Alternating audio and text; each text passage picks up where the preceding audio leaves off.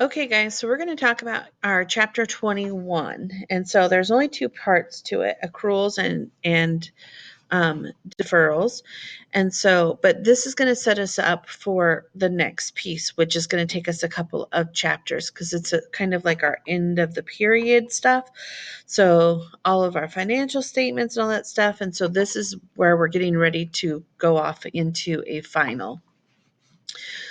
So, we are going to go ahead and go over some of this information. So, the first part we're going to talk about is what is an accrual. So, an accrual is just recording revenue before the cash is received. So, we do this a lot. We do this with our notes. So, if we have a note that a customer has out, during that period, we've earned the money, but let's say it might not be due until after December. So we've earned the money in the current year. We're not going to get paid for it until the next year, but we can still record that interest that we've earned. Okay, hope that makes sense. So that would be our interest income, and then the same thing happens with our notes payable. We have to pay those, right? But let's say we take it out in November, but we don't have to pay it until February. We still have to recognize that expense, that interest that we accumulated during the month of November and December, even though we're not going to pay for it until February. So that's what we're going to talk about in this first part. So a deferral means that, and they have an example. So receive the cash before the revenue is earned. So prepay, right? I'm going to prepay my rent. Instead of paying it every month, I'm going to pay it 6 months in advance, or I'm going to pay lawyer fees. And so in advance. So that's what a deferral is. Remember, your PowerPoint's also in your module. So at the end of the period, so we have to recognize it, and then we're going to reverse it out. So we're going to record it in there to show that it was recorded on December 31st, that it was recognized in that period. And then on January 1st, we're going to reverse it out. So then that way we'll record the whole amount when we get it, when we either get paid or when we actually have to pay it that next year. Okay, so they show you kind of what it looks like here. So here is my adjusting entry. So we put that into an account called account interest receivable. And then we put it, and we still have our interest income. And then we put it into, and then we take and do the reversing, and we just flip it. We flip it back. Interest income will come out because income, it's going to be a credit, and then the receivable will be the debit. Or the receivable will be the credit, sorry. So we're going to do something like this when we get into our actual assignment. All right. So collecting a note receivable with accrued interest. So we've got to figure out, so hopefully they're going to walk us through. So it says received cash for the maturity value of a 90-day, 7% principal, 7% note. Principal was $15,000 plus the interest was $262.50 for a total of $15,000. Well, we want to make sure, because they don't have the calculation on here, we want to see how they actually did this. So I'm going to go ahead and bust out my trusty little phone so I can get my calculator, because I want to make sure, I want to see if they use 360, or 365 days, because sometimes they change their mind. So I'm going to see if I am going to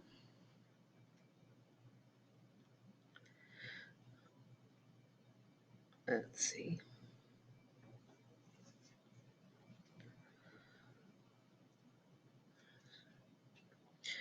Okay, they must have did it for the whole amount. Okay, 0.25 times. Yeah, they did it for the full amount. Okay, so and they used 360. So we just want to make sure that we're using the right bottom number, because in accounting 3 they change it to 365. Okay, so the note itself was 15,000. The interest that we received was the 262.50, and then you see our cash debit. So up here you see the reversing entry. So during the year, the previous year, we had $175 that we would have earned in interest on that one, and then they adjusted it out, and then they adjusted it and put it back, and then they adjusted it in and then took it out, and then left us with the full amount, which is the 262.50 for the whole 90 days. Okay, let's see. All right, so it says expenses incurred in one physical period but not paid until later are called accrued expenses.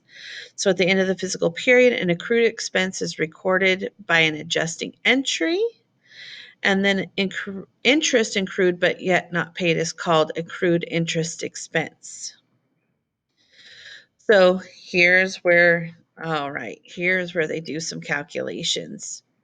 So on this one, they show our principal, our interest, what our time is, 30 over 360.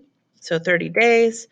They give us our interest for that, 106,000 for just those 30 days, guys. Just those 30 days was 710.84. And so that is going to be, so then they would do the adjusting entry on that. So we're going to have to pay it. So it creates an obligation, right? And then it creates our expense.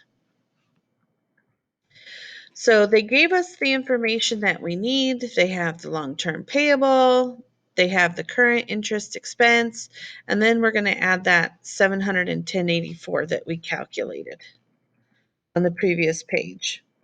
The reversing entry is just flipping it over. It's just the opposite. So taking it, basically erasing that previous entry so we can record the actual full transaction when we pay it. So um, some companies choose to do the reversing entry, some companies don't. It's completely up to them. Like it says, they're not required. If they choose to make that reversing entry, it prevents double charging. And so because we've recognized part of it the previous year, and then you recognize it all of it in the following year, there's going to be an issue there, because then it looks like we received like one and a half, right? So the reversing entry, it says, is used whenever an adjusting entry creates a balance in an asset or liability that initially had a zero. So we want to make sure that if it didn't have a balance before, but we created a balance in it, we have to do that reversing entry to get that balance back to zero.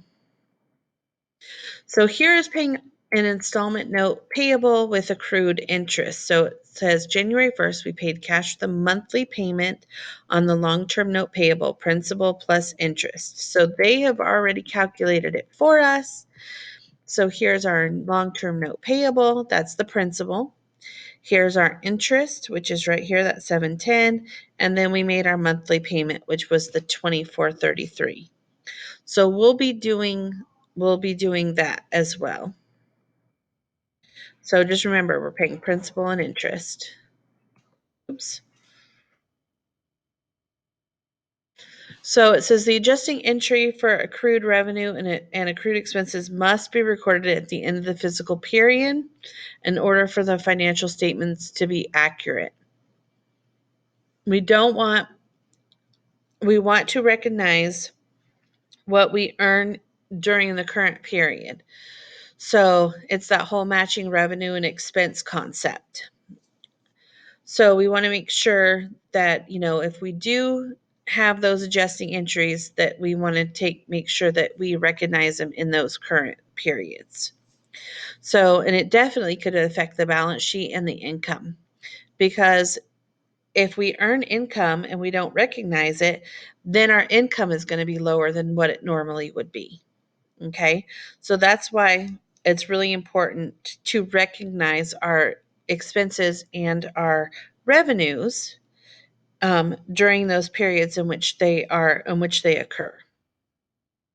So the second part is recording those entries when we receive cash in advance. So doing those deferrals. So we haven't earned that income yet. So we haven't earned any kind of revenue. So if they pay in advance or we pay in advance, we haven't done anything yet for those. Okay. So here's how they're going to record if we have to pay months rent in advance. So on November 1st, we received cash for 3 months rent in advance. That means we received cash from a customer who was renting from us. Maybe we have a whole rental company. So they paid us $4,500 for 3 months. So 4,500 3 months, that's $1,500 a month, correct? Should be 4,500 divided by 3. So this is a whole new account. We have our obviously it's an income, so it's going to increase on the debt on the credit, decrease on the credit. And so this is what it looks like when we actually record the initial transaction. So we're receiving the cash, so it's going to go in the cash receipts journal, and we record it in that unearned income account. Okay. All right. So here's our calculation. So we have our $1,500 per month. Let's say that they've been in there for 2 months and it's the end of the year now. They haven't completed all 3 months, but we've earned 3,000 of that 4,500. So we're going to put that money into our rental income because we've earned it now, and we're going to take it out of that unearned rental income. So now we have just that last month left in that unearned rental income until we make it up in January, it looks like. So here becomes then our adjusting entry. So our unearned rental income went down by the 3,000, and our rent income went up by that 3,000 because we finally earned it. So it says recording an expense paid in advance. So it says payment for goods or services which have yet not been received are deferred expenses. So we are paying now, because before we received, now we're paying. So we're paying cash for 3 months rent in advance. So we have an account called prepaid rent, which is an asset, right? It's going down on the credit side, and then we have an account, then we have our cash account. So here is, remember, this is not unearned, right? We're prepaying our rent, kind of like our prepaid liability. Our prepaid insurance. Okay. So here's our 4,500 and here's our 4,500 in cash. So this is us paying for rent in advance. So the previous one was our customer paying rent in advance. So same calculation, 1,500 per month. We used up 2 months of our rent. So we can put those 2 months into our rent expense, and we can take out 2 months out of that prepaid rent account. So that would be, sorry guys, that would be my adjusting entry for those 2 months at the end of the year.